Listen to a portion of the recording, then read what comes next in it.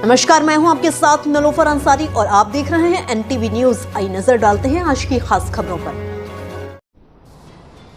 आज भारत माता के महान सपूत, देश के प्रथम स्वातंत्र समर के महानायक के रूप में बिठूर को अपना केंद्र बिंदु बनाकर के भारत की आजादी के लिए लड़ने वाले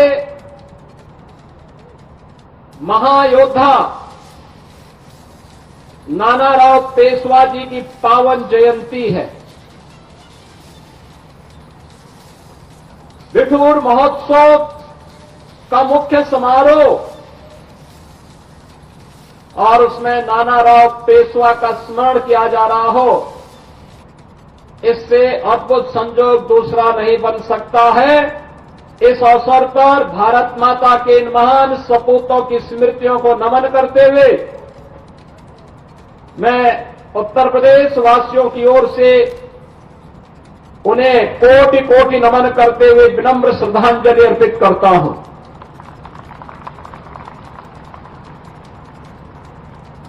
हम सब जानते हैं, ये बिठूर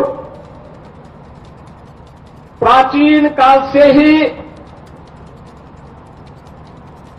भारत की आध्यात्मिक धरोहर की प्रतीक रही है। कहते हैं ब्रह्मा जी ने इस सृष्टि की रचना के लिए अपनी तप के लिए जिस भूमि का चयन किया था वही बिठूर है। महर्षि वाल्मीकि का आश्रम, कहते हैं लव और कुश, इन दोनों का लालन पालन महर्षि वाल्मीकि के सानिध्य में इसी क्षेत्र में हुआ था। और यही नहीं, हम आज भी आसमान की तरफ देखते हैं। ब्रह्म मुहूर्त में उत्तर दिशा में जो एक चमकीला तारा होता है उसका नाम ध्रुव है, लेकिन ध्रुव टीला आपके बिठूर में मौजूद है। इसकी भौगोलिक और प्राकृतिक छटा मां गंगा के सानिध्य में बसी हुई ये बिठूर नगरी कानपुर की तो आत्मा है। एक पहचान देती है अपनी आध्यात्मिक और प्राकृतिक बनावट के नाते, भौगोलिक बनावट के नाते। भारत की आध्यात्मिक ऊर्जा से उत्प्रोत होकर के भारत की स्वाधीनता की लौ को जलाने का केंद्र बिंदु बने। इसीलिए नानाजी राव पेशवा ने इसी धरती को केंद्र बना करके 1857 की व्यूह रचना की थी। यही वो भूमि है जहां पर महारानी लक्ष्मीबाई का बचपन बीता था। उन्होंने घुड़सवारी सीखी थी, तीरंदाजी सीखी थी, युद्ध कला के नए नए गुण सीखे थे। यही वह भूमि है जो देश के अंदर क्रांतिकारियों के लिए एक नई प्रेरणा स्थली बनी थी।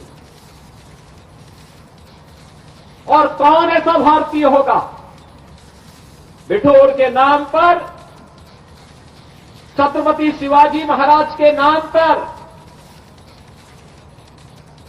नानाराव पेशवा जी के नाम पर, महारानी लक्ष्मीबाई के नाम पर और त्यात्या टोपे के नाम पर उसके स्वयं की धमनियों में राष्ट्रभक्ति के रक्त का संचार न हो पाता हो।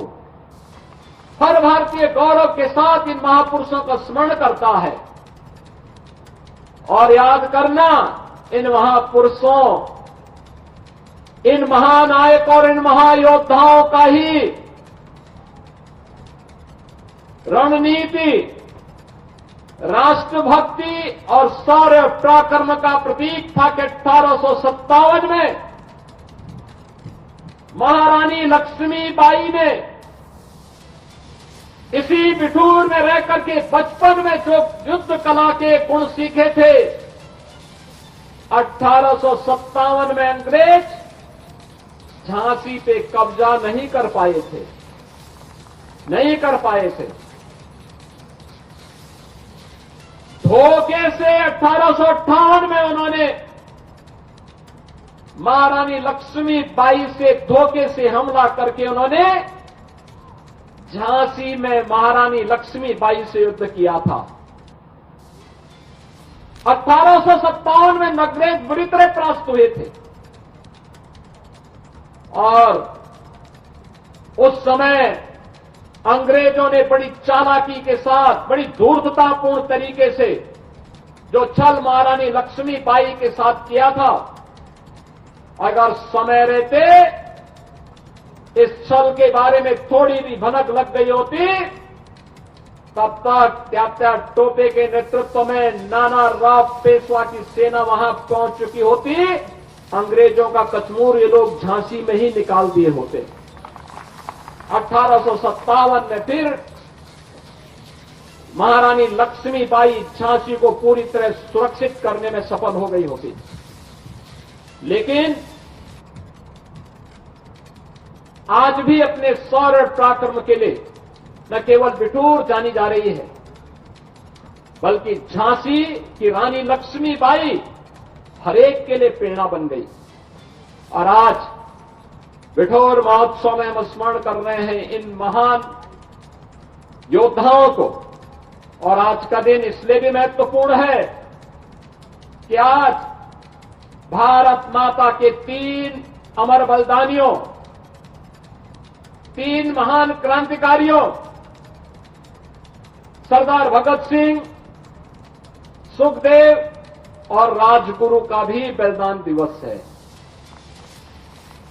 देश की आजादी के लिए हंसते हंसते फांसी के फंदे पर चूमने वाले ये महान क्रांतिकारी आज भी भारत के युवाओं के लिए एक नई प्रेरणा है।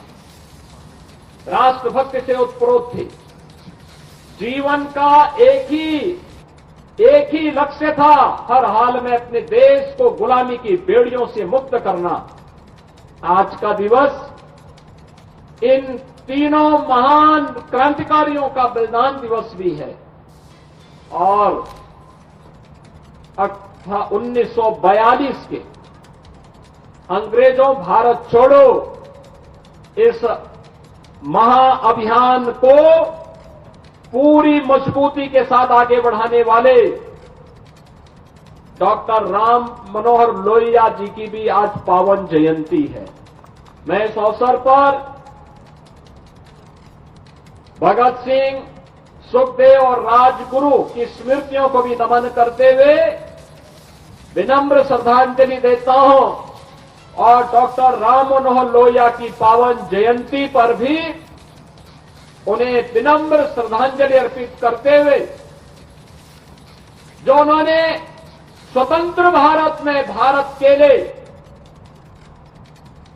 किस प्रकार की व्यवस्था उपादेय हो सकती है, इसके लिए जो कार्य किया था, जो संघर्ष किया था, आज कैसे नया भारत उन मार्गों का अनुसरण करते हुए आगे बढ़ रहा है, इसकी एक झलक आपने पिछले दिनों देखा होगा। मैं कानपुर वासियों को धन्यवाद देता हूं, बिठूर वासियों को भी धन्यवाद देता हूं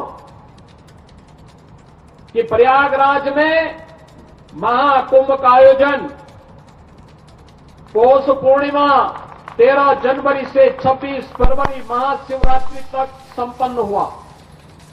बड़ा भव्य और दिव्य आयोजन था। इस भव्य और दिव्य आयोजन के साथ हम सबको जुड़ने का अवसर प्राप्त हुआ था।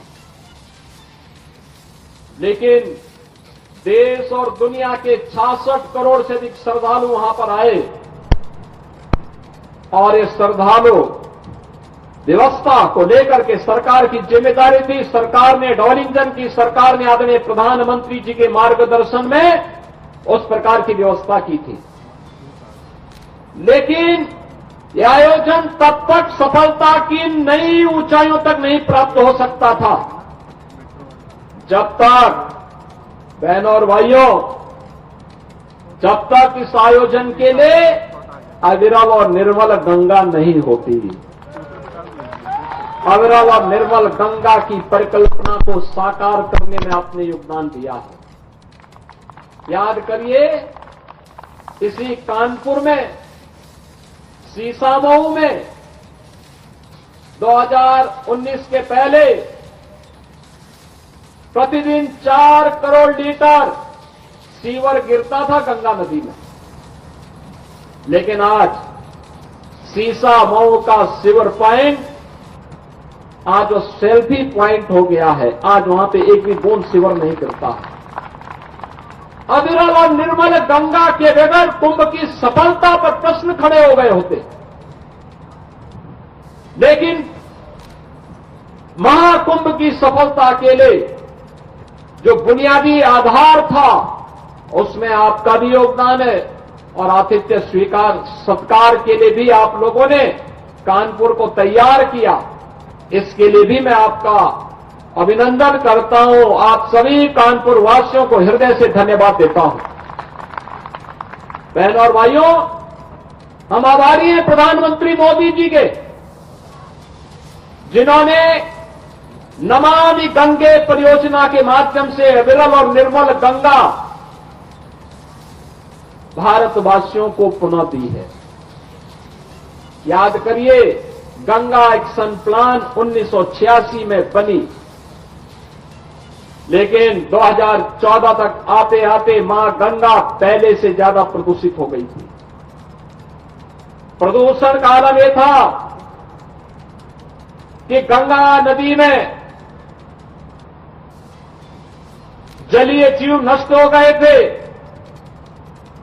उस समय तमाम प्रश्न खड़े होते थे, और आज मैं कह सकता हूं, महाकुंभ की सफलता नमामि गंगे की सफलता को प्रदर्शित करता है।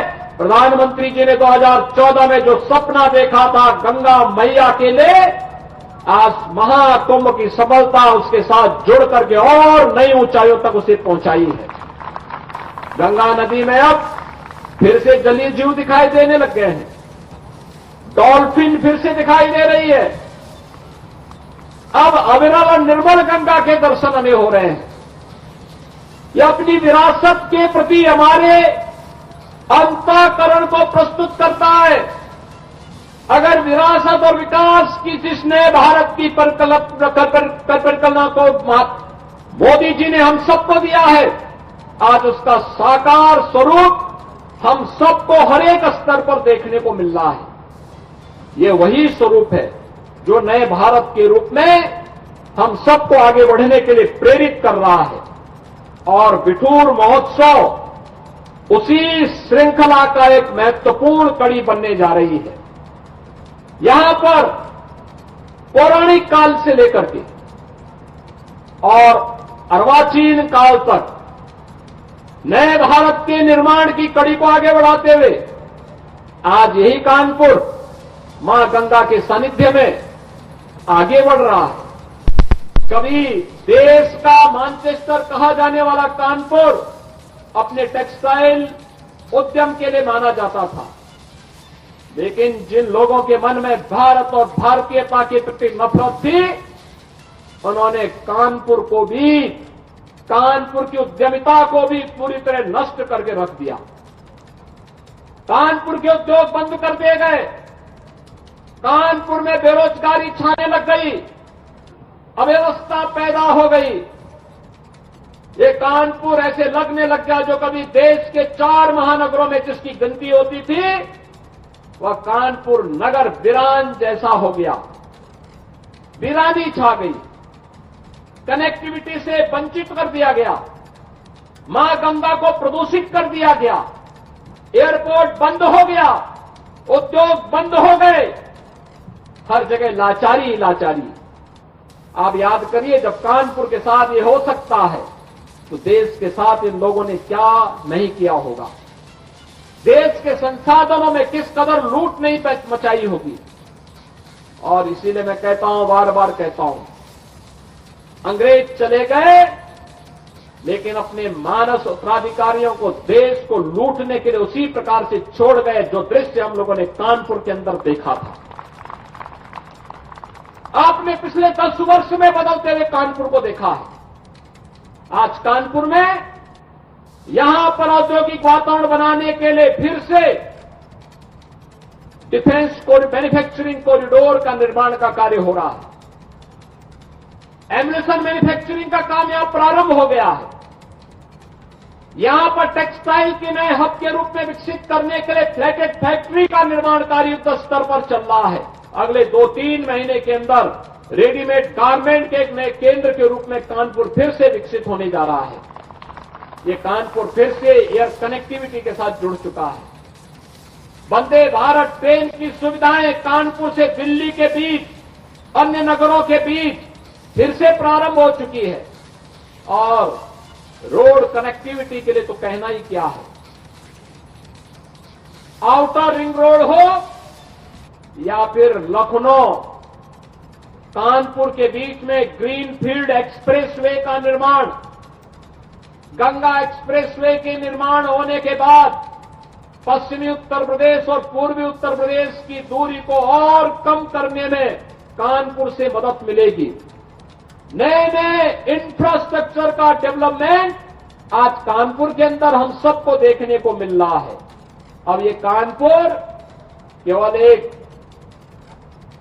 बिखरा हुआ नगर नहीं, वीरान नगर नहीं, बल्कि नए भारत का अपनी विरासत और विकास के साथ जुड़ने वाले महानगर के रूप में देखने को मिल रहा है। 2021 में कानपुर की मेट्रो प्रारंभ हो चुकी है। फर्स्ट फेज का काम कंप्लीट हो गया है और अगले कुछ ही महीनों में हम इसके सेकंड फेज को भी लोकार्पण करने जा रहे हैं। कानपुर आज मेट्रो सिटी भी हो गया है, स्मार्ट सिटी भी हो गया है। कानपुर आज उद्योग को पुनर्जीवित करने वाला सिटी भी हो गया है। तो अपनी आईआईटी कानपुर की मदद से इनोवेशन का भी एक नया हब बनकर के फिर से उभर रहा है। उस कानपुर महानगर के अंदर आज हम सब इस महापुरुष की पावन जयंती कार्यक्रम के साथ यहां पर हम लोग जुड़ रहे हैं। और मुझे कहने में कोई संकोच नहीं, ये कानपुर ही है जहां बिठूर के माध्यम से देश के प्रथम स्वातंत्र समर की लौ को आगे बढ़ाने के लिए यहीं से नानाराव पेशवा ने देश भर के राजाओं को जिस गुप्त संदेश के माध्यम से जोड़ने का काम किया था, वह भूमि भी बिठूर ही थी। बिठूर से ही ये चीजें आगे बढ़ती हैं। और इसीलिए कानपुर का स्मरण देश की आजादी के लिए अत्यंत महत्वपूर्ण हो जाता है। बहनों और भाइयों, आज हम कानपुर के अंदर ढेर सारी विकास की योजनाओं को लेकर के चल रहे हैं और मैं इस अवसर पर आप सबको इस बात के लिए आश्वस्त करता हूं। आज भी हम लोगों ने कानपुर के बारे में विधानसभा के अध्यक्ष जी के साथ, यहां के माननीय जनप्रतिनिधियों के साथ मिलकर के एक बृहद योजना को आगे बढ़ाने की कार्रवाई को आगे बढ़ाया है। और जो बात यहां के स्थानीय विधायक कह रहे थे कि यहां पर भी ब्रह्मवर्त कॉरिडोर का निर्माण होना चाहिए, यहां की कनेक्टिविटी के लिए जो भी गैप बचे हुए उनको हम ठीक करें, तो स्वाभाविक रूप से अपेक्षा होनी चाहिए और बिठूर को उसका गौरव प्राप्त होना ही चाहिए। इस दिशा में सरकार पूरी प्रतिबद्धता के साथ बढ़ करके कार्य करेगी। इस विश्वास के साथ आज यहां पर महाराष्ट्र से जुड़े हुए जो हमारे प्रतिनिधिगण आए हैं, मैं यहां पर खास तौर पर विनय सहस्त्रबुद्धे जी का और श्री सुधीर थोराट जी का, जिन्होंने नानाराव पेशवा की पावन जयंती को बिठूर में मनाने का निर्णय लिया। अभी आपसे मैं कहूंगा 1857 के प्रथम स्वातंत्र समर में कौन कौन से अस्त्र और शस्त्र प्रयोग में आए थे, प्रदर्शनी लगी है सामने, थोड़ा अवलोकन जरूर करना। याद रखना, यही हमारी विरासत थी, यही अस्त्र शस्त्र थे जिनका उपयोग करके अंग्रेजों को भगाने में और उससे पहले मुगलों के छक्के छुड़ाने में छत्रपति शिवाजी महाराज से लेकर के बाजीराव पेशवा और नानाराव पेशवा ने उस दौर में वह शौर्य और पराक्रम करके भारत के राजाओं के साथ मिलकर के इस कार्यक्रम को आगे बढ़ाया था। और उन्हें हम देखें, स्मरण करें, नए भारत के बारे में प्रधानमंत्री मोदी जी के अभियान को और मजबूती के साथ आगे बढ़ाने में हम अपना योगदान दें। इस विश्वास के साथ सरकार अपने महापुरुषों का सम्मान करने, उनके गौरव को पूरी प्रतिबद्धता के साथ आगे बढ़ाने के लिए पूरी कृतज्ञता के साथ कार्य कर रही है, कोई संदेह नहीं। और मैं फिर इस बात को कहता हूं कि महापुरुषों का, देश के स्वाधीनता संग्राम सेनानियों का जो सम्मान नहीं कर सकता, उस व्यक्ति के लिए और उस कौम के लिए कोई जगह नहीं हो सकती, उसके लिए कोई जगह नहीं हो सकती। जो लोग आक्रांता थे, जिन लोगों ने भारत की आस्था पर प्रहार किया, जिन लोगों को भारत और भारतीयता से नफरत थी, जो भारत की बहन बेटियों की इज्जत पे हाथ डालते थे, जिन्होंने भारत की सनातन संस्कृति को रौंदने का कार्य किया था, जो आक्रांता बनकर के भारत की आस्था को कुचल रहे थे, वे भारत के लिए कभी आदर्श नहीं हो सकते, भारत के नागरिकों के लिए कभी आदर्श नहीं हो सकते। जो लोग कभी भी इन आक्रांताओं को अपना आदर्श मानते हैं, इन्हें तनिक भी अपने अस्तित्व पर, अपने वजूद पर तनिक भी अगर इन्हें अपने वजूद के लिए थोड़ी भी शर्म महसूस तो होती हो, तो इनको इंडोनेशिया के राष्ट्रपति के द्वारा रिपब्लिक डे परेड के अवसर पर दिए गए बयान का स्मरण करना चाहिए, जब उन्होंने कहा था, एक देश का राष्ट्राध्यक्ष कहता है कि अगर हमारा डीएनए कभी जांचा जाएगा तो भारतीय निकलेगा। इंडोनेशिया दुनिया का सबसे बड़ा मुस्लिम बाहुल्य देश है, और उनका ये बयान भारत के अंदर विदेशी आक्रांताओं को अपना आदर्श मानने वाले लोगों की आंखों को खोलने वाला होना चाहिए। मैं विश्वास करता हूं इस बयान के बाद वे लोग भी छत्रपति शिवाजी महाराज, महाराणा प्रताप, गुरु गोविंद सिंह जी महाराज और भारत के इन महान योद्धाओं के बारे में, महान क्रांतिकारियों के बारे में श्रद्धा का भाव रखेंगे और भारत को एक भारत श्रेष्ठ भारत बनाने में अपना योगदान देंगे। मैं एक बार फिर से बिठूर महोत्सव के लिए शिवजीत सिंह सांगा और उनकी पूरी टीम को हृदय से बधाई देता हूं, आगत अतिथियों का स्वागत करता हूं। नानाराव पेशवा जी को, भगत सिंह, सुखदेव और राजगुरु को, डॉक्टर राम मनोहर लोहिया जी को उनकी स्मृतियों के लिए नमन करते हुए विनम्र श्रद्धांजलि अर्पित करता हूं। धन्यवाद। जय हिंद।